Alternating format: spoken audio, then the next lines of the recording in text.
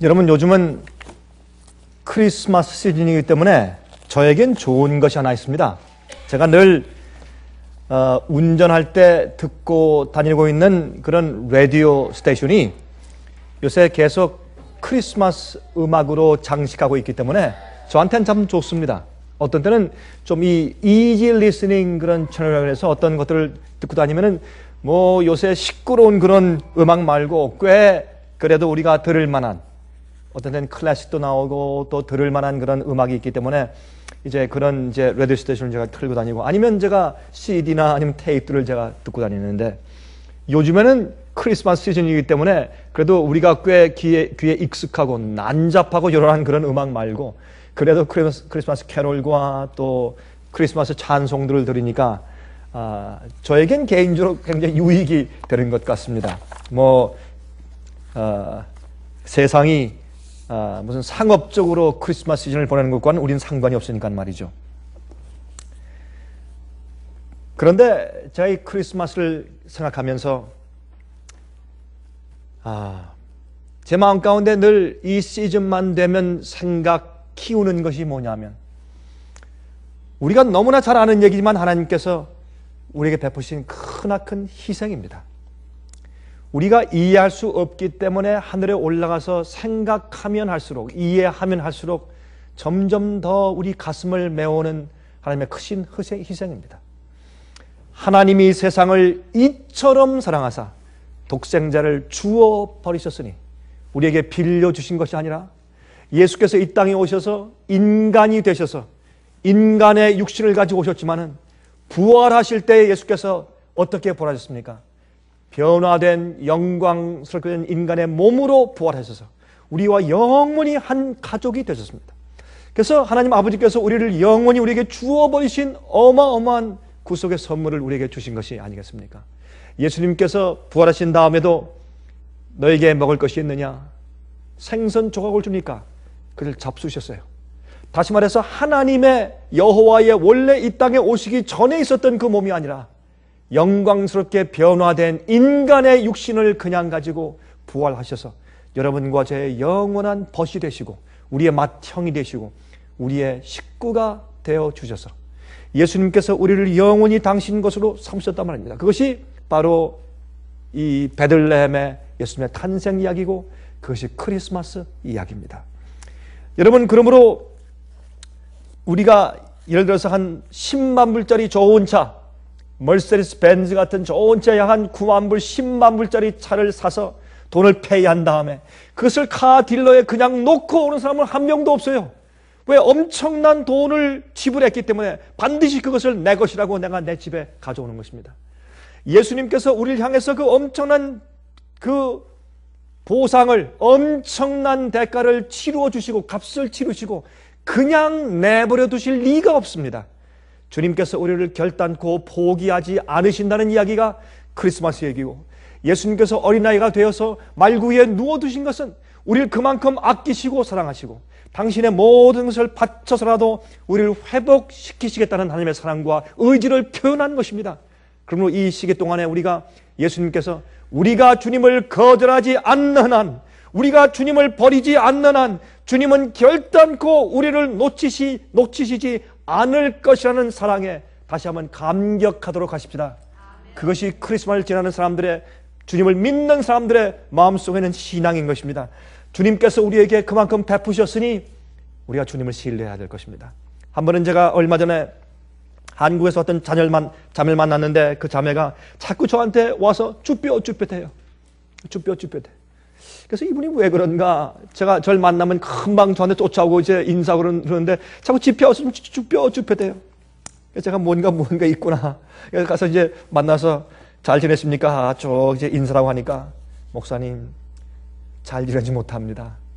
그래서 무슨 문제가 있습니까? 세상에 무슨 문제가 있습니까? 내가 얼굴 딱 보니까 알겠는데, 어떤 때 제가 악수할 때 사람들이 악수하면요, 저는 악수할 때 그 사람 마음을 제가 읽을 수가 있어요. 하도 많이 악수를 해보니까 악수만 해도 그 사람을 제 마음까지 알겠어요. 우리 사람은 그래요. 우리는 다 짐을 지고 사는 사람들이에요. 누구나 다 짐이 있어요. 근데 이 자매에게 짐이 있더라고요. 그래서 무슨 일입니까? 목사님, 제가 이혼했습니다. 내가 이혼을 당했습니다.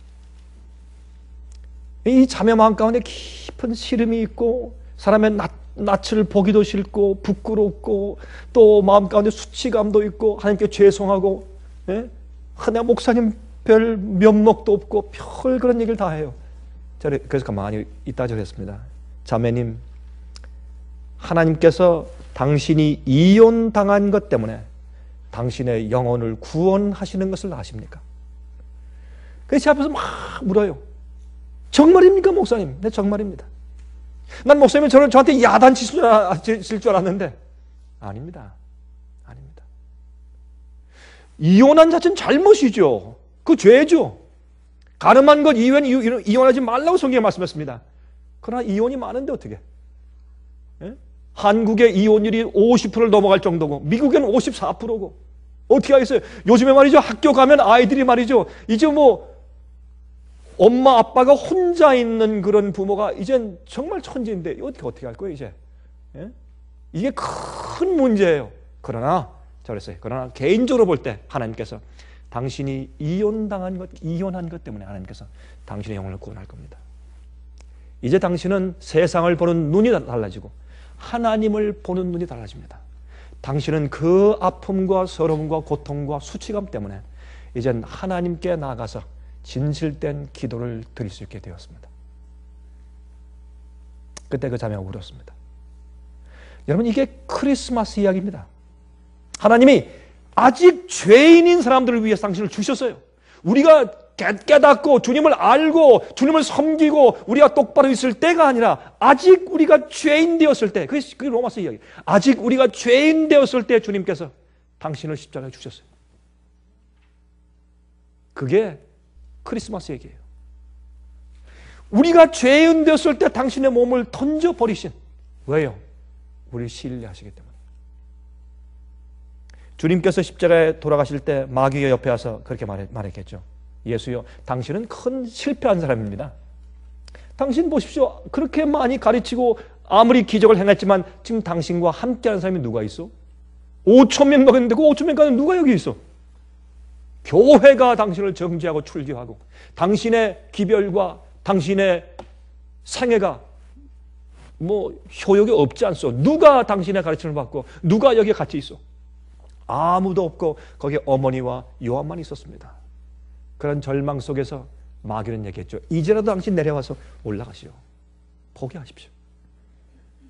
당신의 십자가의 죽음은 큰 효력을 내지 못할 것입니다. 그때 예수님의 그 결정이 십자가입니다. 그 결정이 예수님의 희생이고 그 결정이 하나님이 세상을 이처럼 사랑하사 독생자를 주어 버리셨으니 영원히 우리 인간의 일원이 되도록 가족이 되게 주어 버리셨으니 누구든지 저를 믿는 자마다 멸망치 않고 영생을 얻게 하려 하심이라고 성경은 선포하고 있습니다. 그것이 십자가 이야기입니다.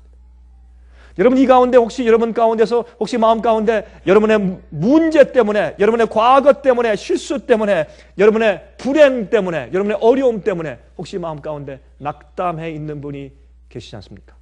특별히 화면을 통해서 제 말씀을 듣고 있는 분들 가운데서 혹시 남 모르는 짐과 서러움과 고통 속에서 남들에게 얘기하지 못하지만 혼자 저 앞에 불평하거나 원망하거나 조용히 하소연하는 그런 분들이 계시지 않습니까? 우리가 이 크리스마스 시즌을 보낼 때는 여러분 메리 크리스마스가 아닙니다. 이것은 참으로 하나님의 사랑을 이해하는 크리스마스입니다. 하나님이 우리를 위해서 무엇을 포기하시고 예수님을 주셨다는 것이 무슨 의미인지를 이해할 때입니다. 또한 내가 주 앞에서 부족한 죄인일지라도 주님이 나를 어떻게 취급하시는가를 알 때입니다. 우리를 귀하게 여기지 않으셨으면 예수님께서 당신을 그렇게 다 몸바쳐서 버릴 정도까지 우리를 구하려고 오시지 않았을 것입니다. 이것은 우리의 가치를 주님께서 어떻게 생각하시는가를 알게 하시는 시즌이고 이 크리스마스 시즌은 우리가 주 앞에 나가서 다시 소망을 얻는 그런 기회로 삼아야 할 시기인 것입니다. 여러분, 현대 로켓 우주선을 쏘아 올리는 일이 말이죠. 저기 존 F 케네디 센터에서 여러분 그 케이프 케네디에서 현재 로켓 우주선을 쏘아 올리는 일은 지금까지 인간이 발전시켜온 모든 종류의 과학의 힘을 총집합시킨 노력의 결과입니다. 거긴 전기가 들어가고 화학이 들어가고 생물이 들어가고 위생이 들어가고 수학이 들어가고 기하학이 들어가고 거긴 천문학이 들어가고 인간이 발전시켜 놓은 모든 우리의 과학적인 지식을 총집합시켜 놓은 결과가 바로 우주 로켓 우주선을 띄어 올리는 것입니다. 근데 이 우주선 로켓을 쏘아 올릴 때 말이죠, 그 힘을 전기로 바꾼다면 그 추진력, 그냥 밑에서 그냥 불이 그냥 튀어나오면서 그 추진해서 올라가는 그 추진력, 그 힘을, 로켓을 하나 쏘아 올리는 그 힘을 전기로 바꾸어 놓는다면 하루 종일, 하루 동안 87,000채의 집에 전기를 대줄 수 있는 힘을 뿜는 것입니다. 그래야 한 대 로켓이 올라갑니다. 여러분과 제가 죄의 무게를 어깨에 메고 그다음에 밑에 우리를 끌어당기고 우리를 이 땅에 메어두는 죄의 짐을 그걸 다 떨쳐버리고 용서받고 도말받은 다음에 우리 인간 로켓 한 명이 하늘로 쏘아서 올라가기 위해서 얼마나 놀라운 파워가 필요할까요? 그것이 예수 그리스도의 보혈의 피입니다. 예수님의 보혈의 피는 우리 마음속에는 잘못된 사고방식과 생각과 잘못된 성질과 우리가 잘못한 실수와 부족과 우리가 지은 심지어 고범죄들까지 모든 부족한 것들을 주님께서 씻고서 우리를 영원한 곳으로 올리실 수 있는 파워가 있는 것입니다. 그게 예수 그리스도의 보혈의 파워예요. 우리 찬송가 가운데 그렇게 찬송 부르지 않습니까? There's a power, power, wonder working power. 기적을 이루는 파워. 예수님의 피 보혈 가운데 기적을 행하는 wonder working power. 우리같이 죄로 인해서 무거워진 사람들을 깨끗고 정결케 만들어서 죄를 짓지 않는 사람으로 변화시켜서 영원한 하늘로 쏘아 올릴 수 있는 파워가 예수님의 십자가의 보혈의 능력 가운데 있는 걸 저는 믿는 것입니다. 그 십자가 이야기입니다. 그것이 크리스마스 이야기입니다. 우리가 생각이 다르고 견해가 다르고 성격이 다를지라도 하나님께서 당신의 보혈의 피로 한 마지막 백성들로 만들 수 있는 파워가 예수의 보혈에 있고 예수님께서 그것을 기대하시고 신뢰하시기 때문에 예수께서 나으실 마지막 교회를 보시고 또한 이 세상 역사 가운데 구원을 많은 영혼들을 주님께서 미리 보시고 감사하면서 주님께서 십자가에 팔을 벌리신 것입니다. 여러분이 로켓들을 쏘아 올리는 그 추진력을 또 다시 계산하면 큰 수영장의 물을 25초 안에 다 뿜어낼 수 있는 힘을 말하는 것입니다. 25초 안에 그 많은 물을 쫙 뿜을 수 있는 그 추진력 힘이 로켓 한 대를 쏘아 올리는 것입니다.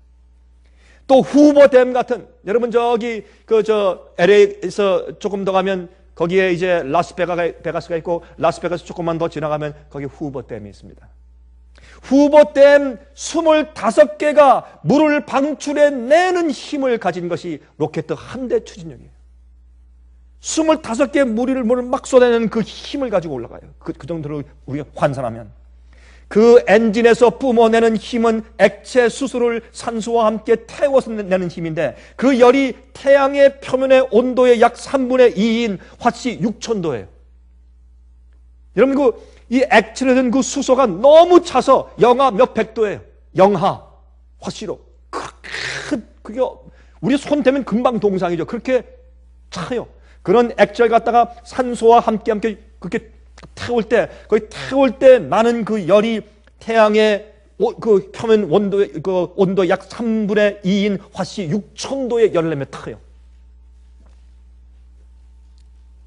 화씨 6000도, 섭씨 3300도.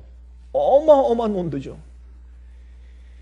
여러분, 이런 파워와 열 때문에 한 대의 로켓가 올라가는데 우리가 영원히 살기 위해서 하늘에 올라가기 위해서 어떤 추진력과 능력이 필요할까요? 예수 그리스도의 보혈의 능력이 아니면 불가능한 것입니다. 또 단 하나의 나사라도 잘못 끼워지면 안 됩니다. 여러분이 얼마 전에 로켓가 올라가다가 그만 거기에 있는 여교사까지 포함해서 열 몇 명을 그냥 우리가 보는 눈앞에서 그만 이제 화염이 돼서 다 죽게 만들었죠. 그렇죠? 우리 그 사실 지금도 생생히 기억합니다. 저는 그 사실을 제가 TV에서 보면서 깜짝 놀랐어요. 그렇죠? 지금 팡 터지는데 그 팡 터지는 속에 그 귀한 열 몇 명의 우주인들이 거기 있었어요. 우리 간단히 그저 재미있는 불꽃놀이가 아니요. 거기 영혼들이 죽고 있는 것이요. 단 하나의 그 당시에 나중에 연구하고 찾아보니까 하나의 오링, 조그마한 그런 고무로 만든 오링이 잘못됐어요. 그것 때문에 터져버렸어요. 하나님께서 여러분과 저를 영원한 곳으로 올리기 위해서 우리 속에 영원히 살 수 있는 준비에 하나도 못하면 안 되는 것이요. 그것은 하나님의 우리를 준비시키는 당신의 보혈의 파워고 우리에게 의롭게 하시는 성령의 내재하시는 임재의 파워인 것입니다. 우린 그것을 믿는 것이 복음인 것입니다. 나를 전적으로 바꾸어서 그렇게 만들 수 있다는 것을 우리가 믿는 것입니다. 또 한 가지 재미있는 것을 써요. 제가 이 우주를 가만히 제가 책을 읽으면서 제가 우연히 이번 주에 제가 이 우주선에 대한 기사를 좀 몇 가지 읽었어요. 이거 읽으면서 내가 모르는 것을 이해했어요. 야, 이거 우주선 하나를 띄우기 위해서 이런 일이 있구나. 저는 설교자예요. 저는 목사예요. 저는 전도자예요. 내가 읽고 보고 경험하고 하는 모든 것이 내가 어떻게 하나님을 증거하는 데 도움이 될 수 있을까? 전 그거밖에 모르는 사람이에요. 저는 목사이기 때문에. 제가 이 말씀을 이 기사를 읽으면서 제 마음 가운데 깊이 감동을 받았어요. 이것이 바로 주님께서 나를 구원하시는 복음의 능력의 이야기구나. 이 우주선이 올라갈 때 이 대기권을 통과할 때 말이죠. 여러분 대기권을 벗어나면 괜찮아요. 마찰이 없으니까. 대기권을 올라갈 때 그 엄청난 속도로 그냥 올라가기 때문에 그럼 이 공기와 마찰 때문에 엄청난 열이 올라요. 그래서 여러분 굉장히 안엔 더울 것입니다. 그런데 이 열이 오르는데 2300도에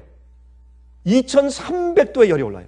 2300도면 얼마예요? 100도에 물이 끓는데 2300도에 그 올라가는 그 충격 때문에 이 표면에 말이죠. 로켓 표면에 2300도의 열이 생겨요. 그 뜨거움이. 그런데 재미있는 것은 하나님이 아니고 과학자들이 그 우주선을 갖다가 겉을 싸는 마치 생선의 비늘, 아니고 비늘, 생선의 비늘 같은 것들을 다 이렇게 타일들을 만들어 다 붙였어요. 타일 하나하나를 고정을 잘 붙였는데 그 타일은 특수 타일이기 때문에 이 타일은 말이죠 2300도의 열에 뜨거워져서도 그냥 놔두면 3초 내지 5초 안에 식어서 우리가 손을 댈 수 있는 것이에요. 그래도 안 타요. 그렇게 갑자기 식힐 수 있어요. 자, 그래서 보면서 인간도 이렇게 하겠거늘 하나님께서 하물며 당신의 성령의 능력과 예수의 피의 보혈의 능력으로 우리를 그렇게 시켜서 하늘에 안전히 갈 수 있도록 하실 수가 없겠는가 하는 생각을 갖게 되었습니다. 여러분들이시여 우리 마음 가운데 우리를 변화시키고 우리 마음을 녹이시고 영원히 살게 하시는 모든 것이 예수 그리스도의 성육신이요 예수께서 우리를 구속하시기 위해서 오신 것이요 우리가 아무리 마음이 속상해서 비틀어 꼬여 있을지라도 예수님 앞에 나가서 십자가의 무릎을 꿇으면 그런 모든 것들이 해결되고 눈 녹듯이 녹을 수 있는 파워가 예수의 보혈의 피입니다. 여러분 이것은 무엇을 의미하느냐 하면 매일매일 우리 속에 하나님의 복음의 역사가 없으면 안 된다 하는 것을 말하는 것입니다. 조금만 잘못하면 우리가 올라갈 수 있는데 타일 같은 그 뜨거운 열에 마찰해서 살 수 있는 그런 타일이 떨어져 나가요. 어떨 땐 오링이 떨어져 나가고 어떨 땐 기계에 문제가 생겨요. 그래서 올라갈 수가 없어요. 그래서 연기하는 것입니다. 여러분 그러므로 하나님께서 이 지구상에 속히 오셔야 되겠지만 우리와 교회가 준비되지 못하므로 계속 주님께서 연기해 오신 것을 우리가 믿습니다. 제가 한 번은 플로리다에 있는 케이프 케네디 센터에 제가 구경을 갔을 때 거기에서 보여주는 기록 영화를 제가 보았습니다. 그래서 우주선을 이제 띄운 다음에 그 띄우기 전부터 연습하는 과정부터 우주인들을 훈련시킨 다음에 태워서 쏘아 올려서 가서 우주에 가서 이제 이 지구를 돌면서 찍는 모든 과정, 돌아오는 과정까지 찍은 이 기록 영화예요. 제가 그것을 볼 때 참 감동적인 건, 제일 감동적인 것은 뭐냐면 그 우주선을 띄울 때 얼마나 과학자들이 수고하고 참 정말 애를 썼겠어요. 얼마나 노심초사하고 국가에서 수억 달러의 예산을 받았는데 혹시 낭비하면 어떻게 할 것이요? 그 수고가. 그래서 노심초사하며 연구하고 또 연구하고 훈련시키고 또 실습을 한 다음에 맨 마지막에 이제 출발하는 날, 이제 그 쏘아 올리는 날, 그때 과학자들이 잠을 못 자요. 그래서 보여주는데 과학자들이 아침에 일찍 일어나서 다 서성거리고 말이죠. 손을 부비고 아주 불안합니다. 초조해요. 그런데 드디어 카운트다운이 시작됩니다. 10, 9, 8, 7, 나중에 3, 2, 1. Fire. 할 때 이게 올라가는데 처음부터 이 터질 때부터 중요해요. 터질 때. 다시 말해서 우리가 복음의 경험을 할 때 올바로 터져야지, 안 그러면 말이죠. 이게 엉터리예요. 엉터리 거듭남이 세상에 너무나 많아요. 그게 터져서 그 밑에 이 하얀 연기와 함께 뜨거운 불이 솟구쳐 내리면서 그게 올라가는데, 올라갈 때도 잘못해서 또 다른 길로 삼천부로 빠질까봐 노심초사해요. 올라가면 사람들이 정신없이 그것만 쳐다보고 있어요. 그러다가 나중에 제교대에 올랐으면 이 과학자들이 박수를 치는데 막 박수를 치고 다 부둥켜 안고, 그 똑똑한 사람들이, 여러분이 물리학자, 과학자, 컴퓨터 이 사람들은요 다 저 왼쪽 두뇌가 발달했어요. 그렇죠? 이 지성적인 발달해가지고 감정이 조금 무딘 사람들이에요. 여러분 물리학 박사들은요 많이 웃고 많이 울고 잘 안 해요. 그 사람은 왼쪽 두뇌가 많이 발달했기 때문에. 그런데 그 사람들이 울어요. 울면서 끌어안고 얼마나 기뻐하는지. 자, 그것을 보면서 우리가 하늘에 올라갈 때 천사들이 저렇게 하겠지. 천사들이 기뻐서 그들의 수고가 어찌 될까 우리를 기다리고 있다가 우리가 하늘로 올라가는, 성천하는 것은 로켓이에요? 아니에요? 로켓. 여러분 존 F 케네디 센터가 아니지만은 로켓이요. 우리가 있는 곳에서 발이 떠서 둥 떠서 올라가는 것입니다. 그 성천할 때 우리의 천사들이 내려와서 우리에게 악수하면서 바로 그 순간을 얼마나 그들이 고대했는지를 우리에게 얘기해 주면서 얼마나 기쁜 눈물을 흘리겠습니까? 여러분, 이것이 지금 예수님과 천사들이 하고 있는 일이에요. 죄인들을 하늘로 회복시켜 데려가시기 위한 작업을 하고 있다, 그 말입니다. 제가 여러 해 전에 이 조지아주 저쪽 서쪽으로 가면서 이제 산을 지나 이제 거슬려서 가면은 거기에 달로네가라고 하는 적은 마을이 나와요. 그 달로네가를 지나서 갈 수 있습니다. 근데 거기에 제가 한번 지나가다 말이죠. 이제 산을 이제 지나서 이렇게 빙빙 돌면서 가는데 거기에 제 바로 앞차예요. 앞차인데 좀 이 스포츠형 그 차를 타고 가는 한 젊은 학생인 것 같은데 가다가 제 앞에서 막 이렇게 되더니 모르겠어요. 술을 마셨는지 마약을 했는지 저는 알지 못하겠어요. 이 차가 막 이러면서 막 그 연기를 막 내면서 저기서 브레이크를 밟았죠. 이렇게 하더니 나중에 낭떠러지는 대로 그냥 휙 떨어지는데 큰일 났어요. 이제 완전히 저건 죽었어요.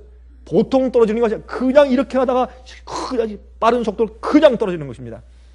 자, 차를 세웠습니다. 오는 차도 다 섰고 우리도 다 서서 내려서 뛰어가 보았습니다. 저도 뛰어가 보았어요. 어떻게 하면 이게 될까? 너무 황당해서 뛰어가 보니까 이 차가 그냥 내려가다가 그 바로 밑에는 나무를 들이받고 나무에 걸려 있어요. 그 밑에 낭 떨어지는데 나무에 딱 걸쳐 있어요. 살았습니다. 어쩔 줄 모르겠어요. 여러분, 그 당시에는 휴대폰도 없을 때예요. 옛날이니까. 자, 깜짝 놀라서 어떻게 하면 좋을까? 발을 동동 굴리고 있는데 어떤 사람이 오면서, 여러분 옛날에 있던 휴대폰 기억하십니까? 큰 거, 이런 거. 이러한 거, 큰 거. 그걸 누가 하나 가지고 있었어요. 옛날. 이렇게 큰 뭐 좀 무전기 같은 휴대폰, 옛날 거니까. 그걸 가지고서 한 사람이 아마 119를 친 모양입니다. 조금 있으니까 경찰차, 소방서차, 예? 그다음에 긴급 구조원들, 앰뷸런스가 그냥 달려오더니 그들이 이제 뛰어내. 그냥 제가 보니까 소방서 대원들이 이렇게 딱 서니까 그냥 뛰어내려요. 그냥 슬슬 그냥 뛰어내서 그냥 달려가서 보더니 금방 내려가는데, 내려가서 제가 자세히 봤어요. 한 1시간 걸렸죠. 이 톱을 가지고 전기톱 가서 그래서 뭘 뚫는가? 차의 지붕을 뚫어요. 지금은 옆으로 나오는 시간이 아니에요. 들어 올려가야 돼. 비상시기 때문에. 마지막엔 세상이 그렇게 좋아할 때 하는 것은 우리를 들어 올려가셔야 돼요. 우리 세상에서 우리를 구속해 가셔야 돼요. 예?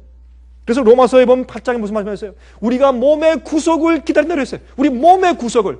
이 세상에 질작이 내리고 병이 창궐하고 너무 어렵고 핍박이 심해서 견딜 수가 없습니다. 그래서 우리를 데리고 올라가셔야 돼요. 전기톱으로 해서 이 차 위를 이게 뜯어서 내더니 그 안에 있는 사람이 기절에 쓰러지는 그 사람을 갖다가 이렇게 집어가지고 이렇게 올려요. 올리는데 수십 명이 모여서 한 명의 인명을 살려내기 위해서 그렇게 수고할 때, 여러분, 저는 목사 아닙니까? 그건 저한테 무엇을 알려주십니까? 이거 큰일 날 뻔했다, 잘 됐다, 그것만이 아니죠. 하나님께서 천사를 통해서 지금 나를 구원하기 위해서 이렇게 하시는구나. 이게 구원입니다.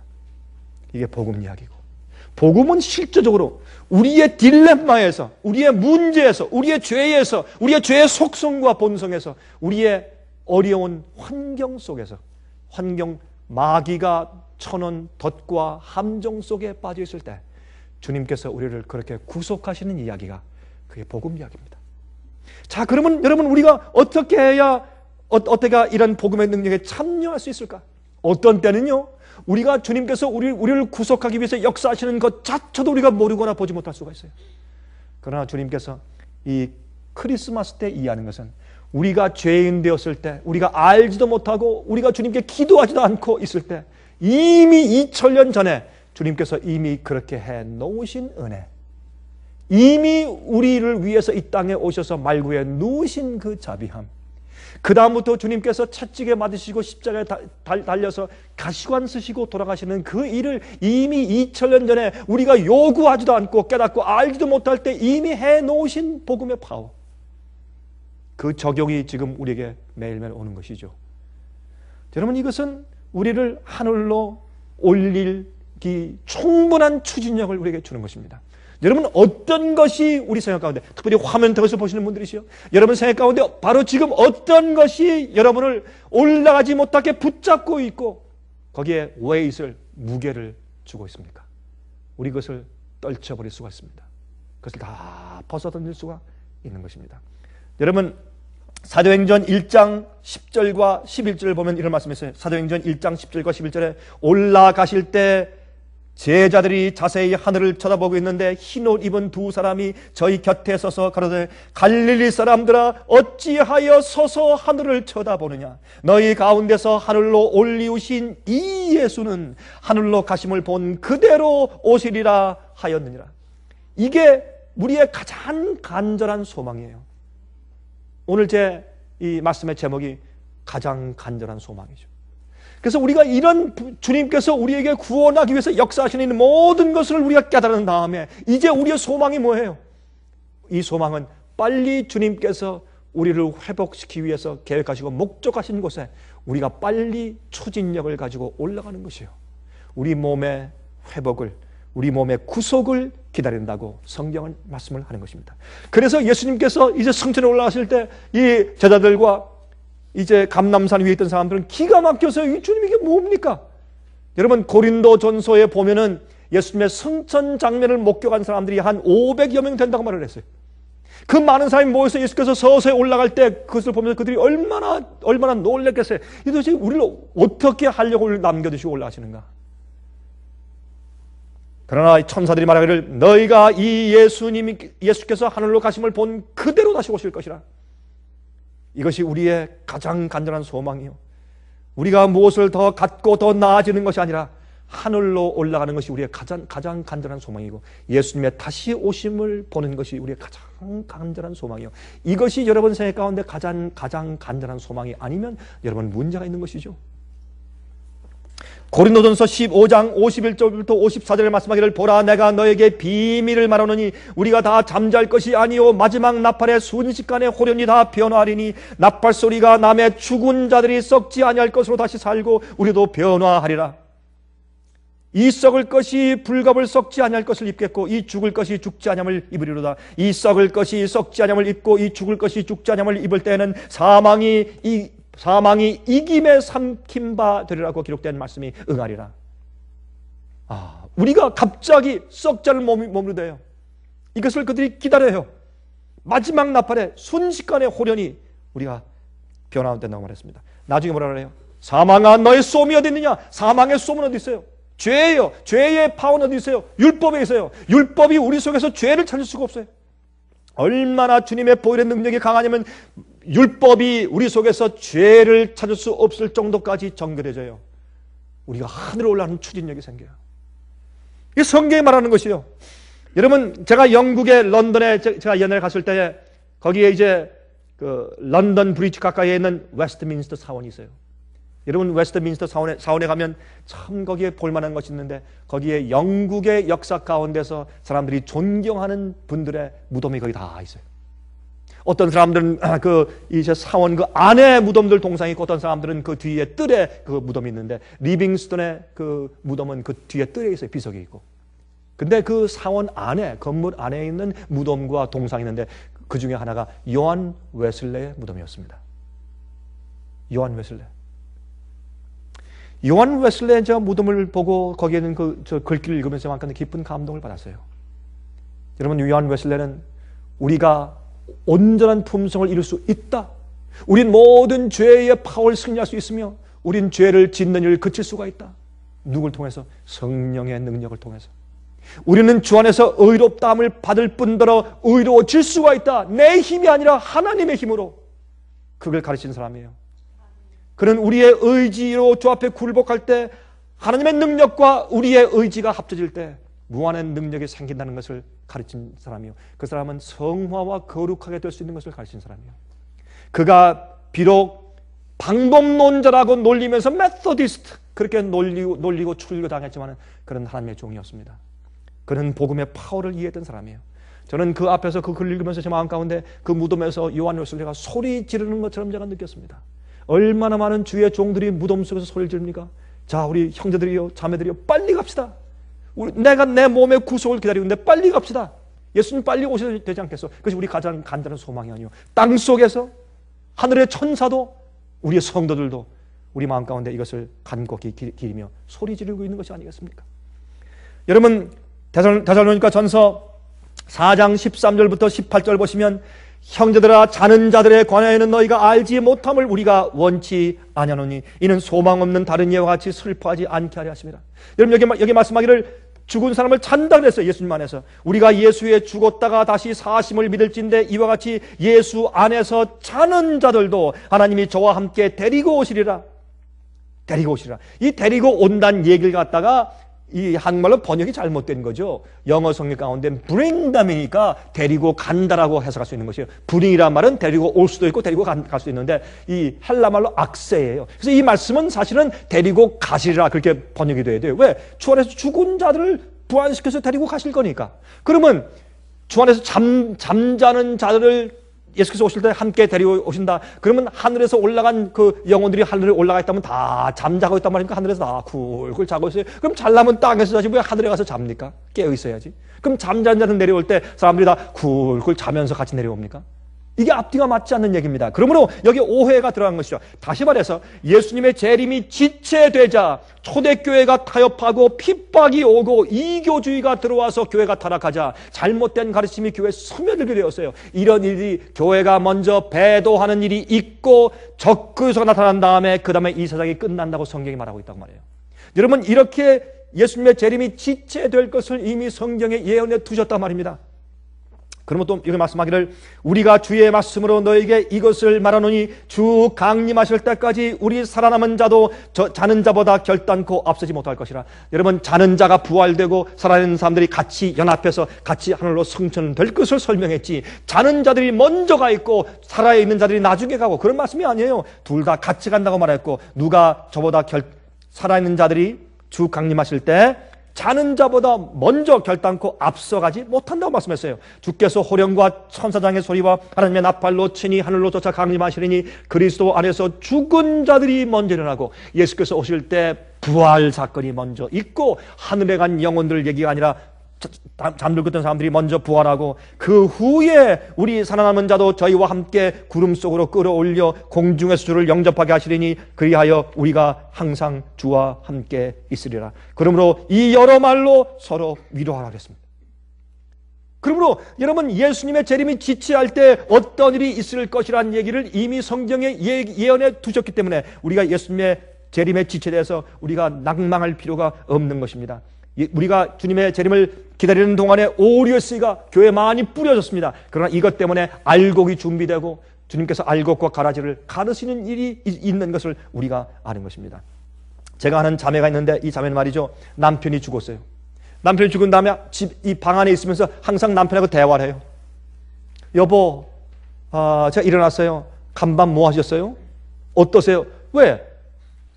죽은 영혼이 땅속에서 잠자고 있다는 걸 모르니까 그 영혼이 빠져나가서 어딘가 갔다고 믿으니까 자기 남편의 영혼이 자기 방에 와 있다고 생각하니까 남편과 항상 대화한대요. 여보, 지금 나 이런데 어떻게 하면 좋겠어요? 나한테 좀 조언을 해주세요. 이런 오류가 들어왔어요. 여러분, 제가 얼마 전에 영국에 제가 갔을 때 영국에는 캠브리지라는 도시가 있어요. 여러분, 그 캠브리지는 그 유명한 대학이 있지 않습니까? 옥스포드 대학이 있는 그 가까운 곳에 캠브리지가 있는데 그 캠브리지 도시에 캠브리지 대학이 있어요. 제가 거기에 가까이 있는 게이즐리라고 하는 그런 조그만 소도시에 가서 집회를 하는데, 제가 거기 가서 집회 도중에 나와가지고 좀 이 뜰을 좀 걸리고 있는데 그 가까운데 무덤들이 많이 있어요. 옛날 무덤들. 근데 17세기에 1600년대죠. 17세기에 생겨진 무덤의 한 비석이 있는데 그 무덤에 이렇게 기록되어 있어요. Sleeping till the resurrection morning. 부활의 아침까지 잠자고 있음.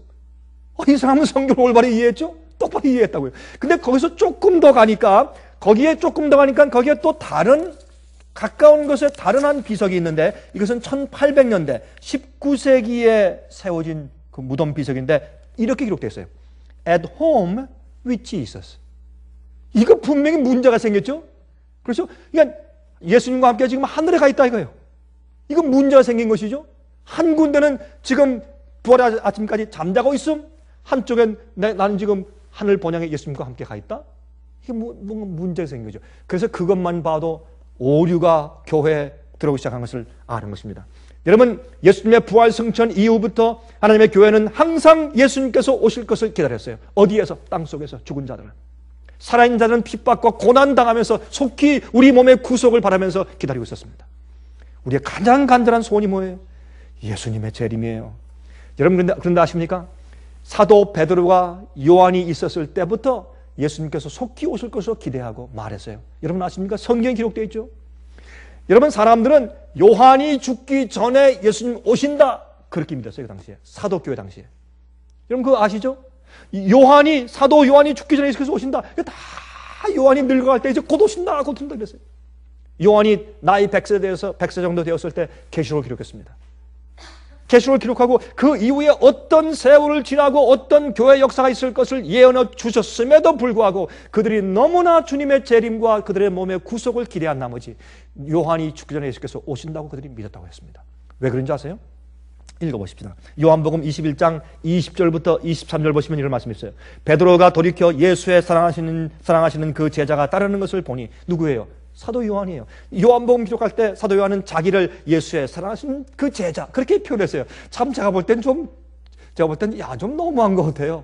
자기 이름을 요한이 그랬는데 그게 아니고 항상 자기를 할 때 예수께서 사랑하시는 그 제자 그렇게 얘기했어요. 참 좋은 거죠. 어떤 의미에서. 예수님께서 가장 사랑하시는 제자가 3명이라고 그러죠. 베드로, 요한, 야고보. 여러분, 그럼 예수님께서 그들을 더 편애해서 사랑했습니까? 아닙니다. 그들이 예수님께 더 가까이 분일고 주님께 더 가까이 나와서 주님을 더 사랑해서 남들보다. 그래서 그들의 이 3명이 기록된 것이에요. 다른 것이 아니에요. 하나님께서 그들을 편애하신 것이 아니에요. 똑같이 사랑하셨지만. 여보세요. 그는 만찬석에서 예수의 품에 의지하여 주여 주를 파는 자가 누구 오니까 묻던 자라라. 이에 베드로가 그를 보고 요한을 보고 예수께 여짜오되 주여 이 사람은 어떻게 되겠습니까? 예수님께서 말씀하기를 어떻게 했습니까? 베드로야, 내가 늙어지면 내가 원치 않는 곳으로 사람들이 너를 끌고 갈 것이라. 그가 순교당해 죽을 것을 예언했어요. 그때 베드로가 좋습니다. 난 주님 위해서 죽겠습니다. 그러나 저 사람은 어떻게 됩니까? 저 사람은. 그때에서도 요한에 대해서 관심이 있었던 모양이에요. 베드로가. 그 전에도 좀 다툼이 있었지만은 그때 이렇게 말씀했어요. 예수께서 말씀하시되 내가 올 때까지 그를 머물게 하고자 할지라도 내게 무슨 상관이냐.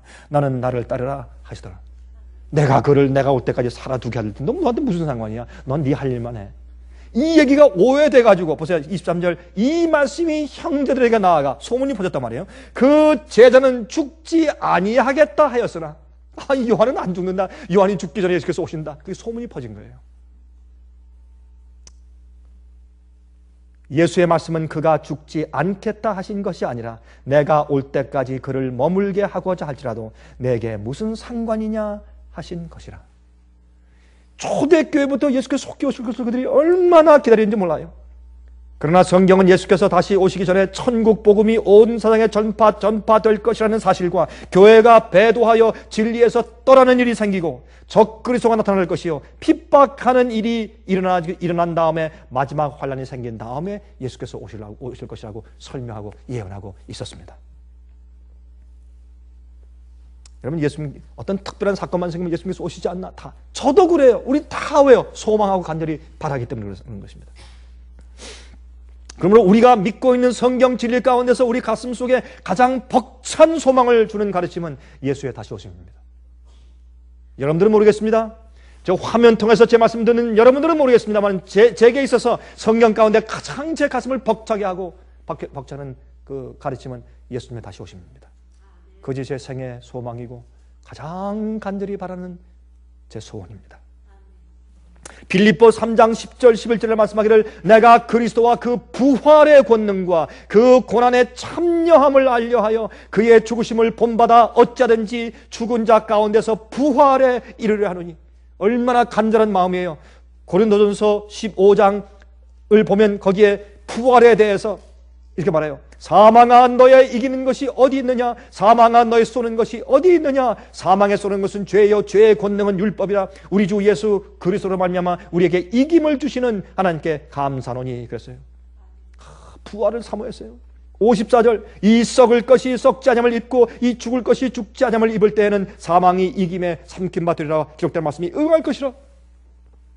우리가 썩지 않은 몸이 생긴다는 부활을 사모했습니다. 예. 근데 이거 보세요. 사망이 쏘는 것은 죄요 죄의 권능은 무엇이라? 율법이라. 그러면 여기에 이 율법의 정죄에서 벗어나는 것을 어떻게 설명하나 보세요. 로마서 똑같은 이 고린도전서를 기록한 똑같은 저자인 사도 바울이 로마서 8장 1절부터 4절을 설명해요. 그러므로 이제 그리스도 예수 안에 있는 자에게는 결코 정죄함이 없나니 율법이 나를 정죄하지 못하여. 예? 죄에서 벗어났어요. 율법이 나한테 권세를 부리지 못해요. 그러니까 부활하죠. 살아있을 때 우리가 승천하죠. 변화되죠. 이 사망의 권세가 죄의 권능이 내게 아무런 쓸데가 없어요. 더 이상 정죄받지 않게 돼요. 왜요? 보세요.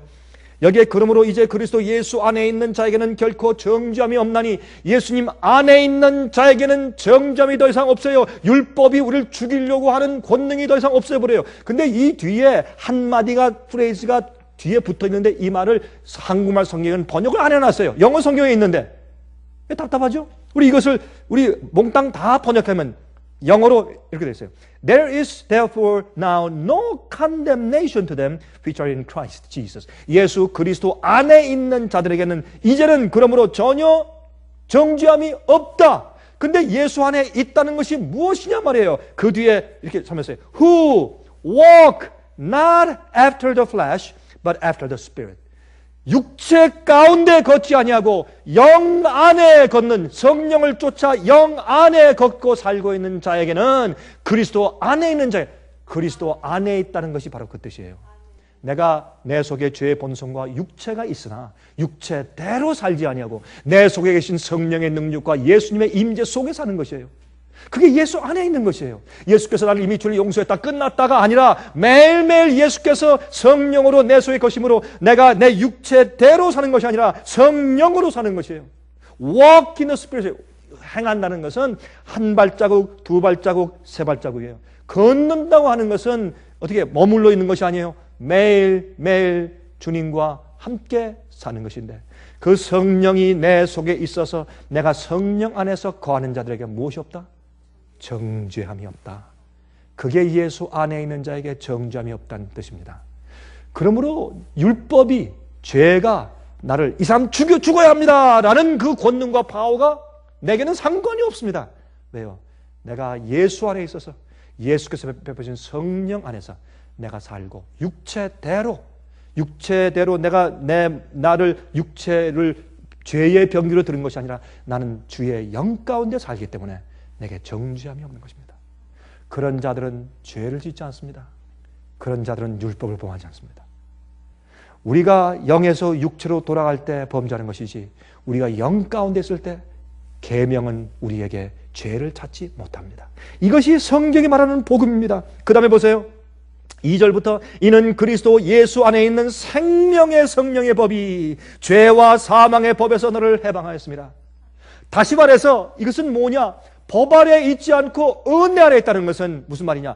법의 구속에서 해방되어서 나는 더 이상 법 지킬 필요 없다. 법은 나하고 상관이 없다. 이제 법이 패했다는 것이 아니라 이제 그 은혜의 능력이 죄도 파오고 은혜도 파오인데 그 은혜의 능력이 내 속에서 역사하기 때문에 더 이상 내가 이거 지켜야지 저거 지켜야지 요거 안 지키면 심판이야 저거 안 지키면 심판이야 라고 하는 그런 수준 낮은 형편이 아니라 나는 이미 성령의 은혜로 예수의 마음을 받고 계명과 일치된 마음을 받았기 때문에 나는 이제 주의 계명을 지키는 것이 즐거움이요 그렇게 사는 것이 당연한 것이고 자연스러운 것이요. 그러므로 내 생애 가운데 그 예수 안에 있는 생명의 성령의 법이 그게 성령이 내 속에 거하실 때 내게 생명이 있는 것이에요. 그게 생명이요. 성령이 내 속에 계시지 않으면 난 생명이 없는 사람이요. 내가 아무리 예수를 믿어도 성령이 내 속에 계셔서 나를 깨우치시고 나를 인도하시는 경험이 없으면 나는 생명이 없는 사람이요. 주여 주여 하는 자마다 다 천국에 들어갈 것이라니요 하늘에 계신 내 아버지의 뜻대로 하는 자라 들어갈 것이라. 그 뜻대로 하는 것은 성령이 내 속에 계시기 때문에 아버지의 뜻대로 하는 것이요. 우리 인간의 마음은 우리 육체들은 아무도 주님의 뜻대로 하려고 하는 마음을 있는 사람이 없어요. 그게 성경이 말하는 것이요. 로마서 8장이 말하는 것이요. 자, 그럴 때 이 생명의 성령의 법이 죄와 사망의 법에서 법이 너 그 죄 아니야? 너 그 죄 졌지? 너 죽는다. 우리를 정죄하는 율법의 역할에서 나를 해방시켜주는 것은 여러분 율법의 정죄에서 율법의 권능에서 우리가 해방되고 벗어날 수 있는 유일한 길은 무엇인지 아십니까? 그 계명을 어기는 죄를 짓지 않는 길이에요. 어떤 사람이 이걸 바꿔 말하기를 자기가 죄를 계속 짓고 있으면서도 나는 성령으로 법에서 해방됐어. 그거는 자가당착입니다. 그럴 수가 없어요. 여러분 율법의 그 정죄에서 벗어나는 유일한 길은 성령 안에 사는 것이에요. 그 영이 내 속에 계셔서 내가 성령 안에 걷고 그것이 예수 안에 있다는 얘기가 되는 것입니다. 율법이 육신으로 말미암아 연약하여 할 수 없는 그것을 하나님은 하시나니 곧 죄를 인하여 자기 아들을 죄 있는 육신의 모양으로 보내어 육신의 죄를 정하사. 여러분 예수님은 우리와 같은 몸을 가지고 사셨지만 이 땅에 오셔서 죄를 죄라고 정하시고 범죄치 않았어요. 그걸 말하는 것입니다. 그러므로 우리 육신의 모양으로 우리가 할 수 없지만 우리 연약해서 할 수 없지만 하나님은 하시나니 곧 죄를 인하여 자기 아들을 죄 있는 육신의 모양으로 보내어 육신의 죄를 정하사 육신을 쫓지 않고 그 영을 쫓아 행하는 우리에게 예수님께가 아니에요. 우리의 영을 쫓아 행하는 우리 속에 율법의 요구를 이루어지게 하려 하심이니라. 여러분 율법의 요구가 뭐예요? 나 위에 다른 신을 섬기지 마라. 우상 숭배가 없어요. 하나님만 섬겨요. 새긴 우상 만들라고 절하지 말라. 하나님 이외에 내가 아끼고 정성을 다하는 다른 우상이 없어요. 하나님의 이름을 망령 일컫지 말라. 주님께 대한 태도가 올바르고 거룩해요. 주님을 예배하는 시간을 알아요. 부모를 공경할 줄 알아요. 내 이웃을 내 몸같이 사랑하는 살인하지 말라. 간음하지 말라. 도적질하지 말라. 내 이웃을 해치는 거짓 증거하지 말라. 탐내지 말라. 남의 이웃의 것을 탐내지 말라. 탐내는 것은 남의 이웃을 해치기 위한 동기가 우리 마음 가운데 들어오는 것을 의미하는 것이에요. 그러지 말라. 이런 모든 것이 그것이요. 나 이거 지켜야지 저거 지켜야지 할 필요가 없어요. 성령이 내 속에서 율법의 정신을 넣어주셨어요. 예수의 의를 넣어주었어요. 예수의 마음을 넣어주셨어요. 그런 자가 어떻게 해요? 율법의 요구를 이루어지게 하는데 내 속에 계신 성령께서 그 일을 내 속에서 구원을 이루시는 것이에요. 이런 자들이 어떻게 해요? 죄의 권능은 율법인데 아무리 해봐라. 나는 용서받은 자고 주의 은혜와 의와 성령이 내 속에 거하기 때문에 난 생명 안에 있는 사람이야. 아무리 해봐라. 그런 자가 부활하는 것이에요. 그런 자가 영원히 승천하는 것입니다. 여러분 성경은 그렇게 말하고 있는 것입니다. 여러분 그러므로 베드로후서 3장을 보시면 거기 어떻게 되어 있습니까? 마지막 시대 사람들이 노아 홍수를 부인해요. 물로 세상이 멸망당하는 것을 부인해요. 예수님의 강림을 부인하며 조롱한다 그랬어요. 조롱하는 시기가 온다 그랬어요. 지금은 그런 시기예요. 여러분 노아 홍수를 부인하면 성경을 부인하게 돼요. 성경을 부인하면 예수님의 재림이 없어요. 그럼 우리 소망이 없어져요. 그래서 그렇게 하는 것입니다. 자, 여러분 아십니까? 요즘에 우리 사람들 과학자들이 DNA 게놈, 뭔지 아시죠? DNA의 지도를 만들었어요. 그리고 이제는 인간이 만든 단백질을 이제 곧 만든다. 인간이 만들 인공적으로 만든 단백질 속에 그 DNA 게놈을, 그 DNA 그 구조를, 스트럭처를 만들어가지고 이젠 인공적으로 사람이 살아있는 생명체를 만들어낼 수 있다. 이제 그렇게 할 수 있기까지 얼마 남지, 몇 년 남지 않았다라고 발표하고 있습니다. 이것은 인간의 바벨탑입니다. 하나님께서 가만히 놔둘 수가 없습니다. 그건 무너뜨리셔야 합니다. 우린 지금 마지막에 살고 있습니다. 여러분 아십니까? 지금 경제연합의 몰락을 보십시오. 엄청난 일들이 이루어집니다. 제가 지난 시간에 아메로 돈을 찍어서 미국에서 약 8천억 아메로 달러를 미리 중국 투자은행에 미리 지불해 둔 것을 말씀드렸습니다. 이것이 무슨 뜻입니까? 미국의 경제가 몰락하면서 이제 그 빚을 갚을 길이 없기 때문에 미리 중국이 미국의 달러 번드를 갖다가 주식을 다 팔아치우지 말고 이제 미리 제일 달러를 많이 보유하고 있는 중국에게 미리 화폐 개혁한 이후의 돈을 미리 주어버린 것입니다. 여러분 또 한 가지 여러분 아십니까? 파이낸스 타임즈는 경제신문으로 이름 있는 것입니다. 미국에서. 영국에서도 마찬가지죠. 파이낸스 타임즈에서 말이죠. 거기에 칼럼니스트로 있는 알려진 기드온 레치먼스가 이런 기사를 썼어요. 저는 이 기사 읽고 제가 깜짝 놀랐어요. 이런 사람도 다 있네. 이 사람은 이름 있는 파이낸스 타임즈의 경제신문의 그 칼럼니스트인데 그가 2008년 12월 8일 이번 달에 8일 기사에서 이렇게 썼어요. One World Government. 다시 말해서 세계 단일 정부가 오고 있다. 그런 말을 했어요. 자기는 그러한 음모론을 믿지 않았대. 이건 다 괜히 세계 음모론 주장하는 사람들이 이건 아니다 하고 그런 음모론을 자기는 절대 믿지 않았는데 이번에 보니까 진짜 단일 세계 정부가 오네. 이번에 경제적인 위기가 몇 사람들의 조작에 생긴 것일 수도 있구나라는 걸 깨닫고 깨어났대 자기가. 그리고 이렇게 말을 해요. 세계 단일 정부가 올 수 있는 세 가지 이유를 자기가 깨달았다. 첫 번째, 위기의 이유. 세계적인 온난화 현상, 세계적인 테러 때문에 생긴 지구의 연합, 세계적인 경제 파탄. 이런 위기 때문에 이 세계가 하나로 되어서 세계 단일 정부가 올 수밖에 없다. 두 번째 이유, 교통의 발달이에요. 교통의 발달과 지식의 증가와 소통 때문에 지구가 서로 가까워졌기 때문에 이 세상 모든 나라들은 세계 단일 정부, 한 체제가 다스리는 정부 가운데 들어갈 수밖에 없게 준비되었다. 세 번째 이유, 이 사람은 세 번째 이유, 세계적인 문제를 해결하기 위하여 세계적인 정부의 관리가 필요하게 되었기 때문에 이제 나는 세계 단일 정부가 오고 있다는 것을 나는 믿는다. 그렇게 썼어요. 이 칼럼니스트가.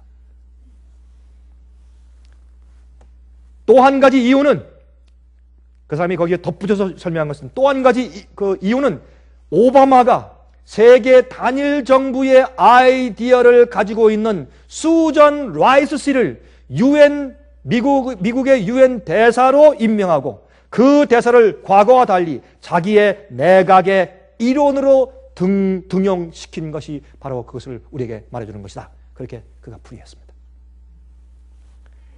여러분 아십니까? 요즘에 이 세상에서 꿀벌들이 사라지죠. 꿀벌들. 여러분 아세요? 꿀벌들이 없어져요. 꿀벌들이 사라지는데 이것이 보통 문제가 아닙니다. 아인슈타인은 말하기를 이 세상에서 마지막 시대에 꿀벌들이 사라지기 시작하면 그때로부터 이 지구의 인류는 4년 이상 버틸 수가 없다. 그렇게 예언을 했어요. 아인슈타인 그 과학자가. 무슨 말이냐? 이런 말을 했어요. 아인슈타인은 참 흥미있는 사람이에요. 별 예언을 다 했어요. 그리고 굉장히 참 머리가 좀 비상한 사람 틀림없는 것 같아요. 그 사람은 IQ 테스트를 할 수 없는 사람이죠. 너무 머리가 좋아서. 근데 이 아인슈타인이 말한 그 얘기가 어떤 얘기냐? 랜도 대학의 스티버 박사의 연구에 의하면 지금의 이 꿀벌들이 사라지는데 그 이유들을 네 가지로 말했어요. 네 가지로. 첫 번째, 인간이 만든 전파들 때문에. 특히 우리 휴대폰을 가지고 있으면 휴대폰을 쓰고 있는 그곳의 주위에 있는 꽃들에서 꿀벌들이 혼돈을 일으켜요. 꿀벌들이 꿀을 채집해가지고 집에 돌아갔는데 7배 시간이 걸려요. 그 전자파 때 이것뿐만 아니라 전자파가 많잖아요. 인공위성, 전자파. 이런 전자파 때문에 꿀벌들이 혼돈이 생겨가지고 집을 못 찾아. 집을 찾아야 못하면 꿀벌들은 죽습니다. 자, 또 두 번째, 기후가 따뜻해지면서 벌들이 혼돈하기 시작해. 계절이 달라지니까. 갑자기 더운 곳에 눈이 오고. 여러분 지금 저기 남쪽에 지금 눈 왔죠? 어디냐? 미시시피하고 또 어디예요? 루이지아나. 뭐 그쪽에 좀 눈이 막 왔어요. 이거 참 이상하다.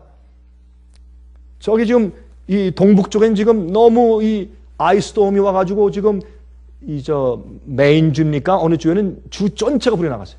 130만 명이 지금 전기가 없어요. 이런 이상한 일들. 세 번째, 유전자 작물들, 특히 유전자로 조작된 옥수수, GMO, 유전자로 조작된 옥수수를 벌들이 와서 그거를 이렇게 빨아먹으면 그럼 몸에 독성이 생겨요. GMO 식품을 빨아먹으면 벌들이 죽습니다. 참 이상하죠? 또 네 번째, 살충제들 때문에 문제가 생겨서 죽습니다. 그러므로 미국 서부 지역에서는 지금 꽃을 찾아 집을 나간 꿀벌의 30% 내지 60%가 돌아오지 않고 있습니다. 양봉업자들이 망하고 있어요. 우리가 살고 있는 동부에는, 미국 동부 지역에는 70% 이상의 꿀벌이 집을 나갔다가 돌아오지 못하고 사라져서 양봉업자들이 큰 타격을 입고 있다고 신문에 보도했습니다. 이게 무슨 말입니까? 여러분이시여, 세상은 다 됐습니다. 우리의 간절한 소망은 무엇입니까? 예수님의 다시 오십니다. 예수님의 다시 오시는 수밖에 없습니다. 인간들이 점점 더 포악해지고, 또 지금 얼마나 포악한지 보세요. 태국하고 지금 그리스에 좀 시위, 좀 데모하고 있죠. 예? 라이엇. 그런데요, 그리스에서 말이죠, 이 경찰들이 실수해서 사춘인 소녀 하나 쏴 죽였어요. 그거 하나 때문에 온 그리스에 있는 큰 도시는 전부 다 폭동이 났어요. 그 폭동은 나중에 물어보니까 그 알 쏴 죽인 것보다 그 쏴 죽인 것 때문에 한 도시에서 폭동이 나니까 에라 참 불만 많은데 전부 나가서 어떻게 폭동하는 거예요. 이거는 그 알 쏴 죽인 것보다 사람들 마음속에 있는 불만과 불평에 대한 그것이 표출되면서 이 소요 사태가 생긴 것이에요. 여러분, 이 태국에는 이 폭동 사태가 몇 번째입니까? 이제 앞으로 보십시오. 경제적인 몰락 때 엄청난 일들이 생길 것입니다. 그때 우리가 간절히 주님을 사모하고 주의 재림을 위해서 준비하는 것이 우리 생애의 제일 첫째이기 때문에 그렇게 자기가 의롭게 준비해 오지 않은 자들은 거룩한 천사의 복을 받지 않을 것입니다. 우리의 마음과 생애 가운데서 가장 간절한 소망이 속히 오시는 예수님의 재림에 있게 되기를 간절히 소원합니다. 하늘에 계신 우리 아버지시여, 주께서 베푸신 크나큰 구속의 계획으로 우리에게 영영 주어버리신 당신의 아들 예수 그리스도의 속죄의 피로 저희를 사시고 정결케 하시고 영원한 하늘에 갈 때까지 저희를 붙들어 주시고 능력 주실 것을 간구합니다. 아버지시여, 우리 마음속에 알알이 맺혀 있거나 숨어 있는 모든 죄의 요소를 정결케 씻어 주심으로 하나님이시여, 승천할 수 있는 추진력을 갖게 해 주시옵소서. 이 세상이 정말로 마지막이 되어서 참 우리 마음 가운데 괴로운 일들이 생기기 시작합니다. 저를 도와주시옵소서. 우리의 소망을 아시고 우리의 간절한 기도를 아시오니 주여 어서 속히 오시옵소서. 예수 그리스도의 귀하신 이름만 의지하여서 간절하게 기도합니다. 아멘. 은혜 많이 받으셨습니까? 지금까지 들으신 이 생애예빛 예배설교는 간절한 마음으로 진리를 찾는 분들과 정직한 양심으로 말씀을 받아들이고 언제나 진실이 무엇인지를 생각하는 그리스도인들을 위한 말씀입니다. 주변 가족들이나 친지들 중에 말씀을 사모하고 순결한 신앙을 갖기 소원하는 분들이 계시면 생애빛 예배설교 테이프를 소개해 주시기 바랍니다. 매주 원하시는 분들의 가정으로 직접 배달되는 생애빛 예배설교는 개인의 신앙 부흥이나 소규모 그룹 예배를 위하여 DVD와 CD로 제작되었습니다. 생애빛 예배설교 DVD와 CD를 원하시는 분들은 1-877-704-1004 1-877-704-1004 1004번으로 전화하여 신청해 주시기 바랍니다. 미국 동부 시간으로 월요일부터 금요일까지 9시에서 5시 사이에 전화해 주십시오. 그럼 다음 시간까지